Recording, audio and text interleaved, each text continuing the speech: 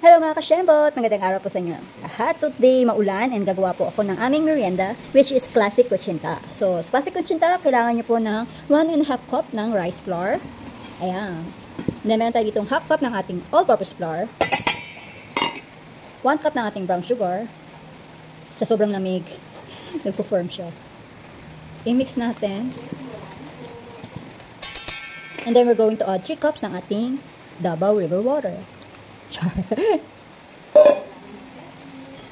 And then ang ating lye water, 1.5 teaspoon.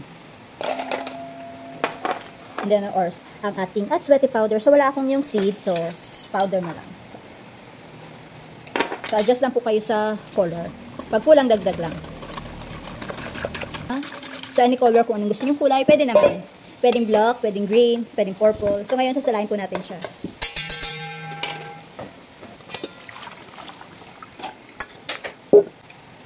So, ayun na po siya. Salain natin. Nasala na po yan. Set aside lang natin. So, meron tayo dito molder. Meron tayong shortening.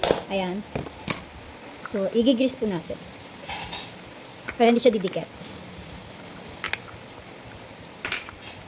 Ayan. So, tingin nyo lang. So, ayan. Nalagay ko na rin siya sa steamer. Lalagyan natin siya ng mixture. So, this is 1/8 cup or 2 tablespoons. So, ayan, nalagyan ko na siya. So, isasalong ko siya sa steamer and steam for 30 minutes in a low fire. Low to medium po. Huwag masyadong malakas kasi mabibigla and masisira yung texture niya. So, ayan na po siya. Kinkuperan ko siya nitong cloth para hindi bumaksak yung tubig sa mixture po niya. So, hintayin lang natin siyang maluto. Hi guys, so atin na yung ating kuchinta. So, iti-transfer natin siya dito sa ating lalagyanan. Ilus nyo muna yung sa side. Saka nyo tanggalin. Ayan. See?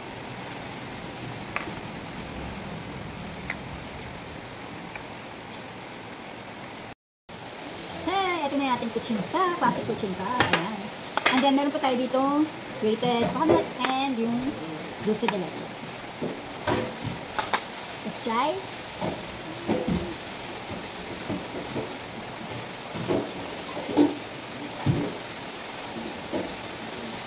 The more the better.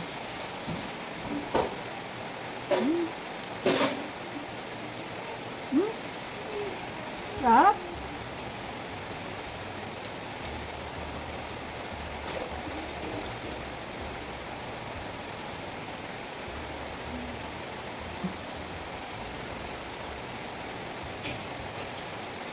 Kaya na.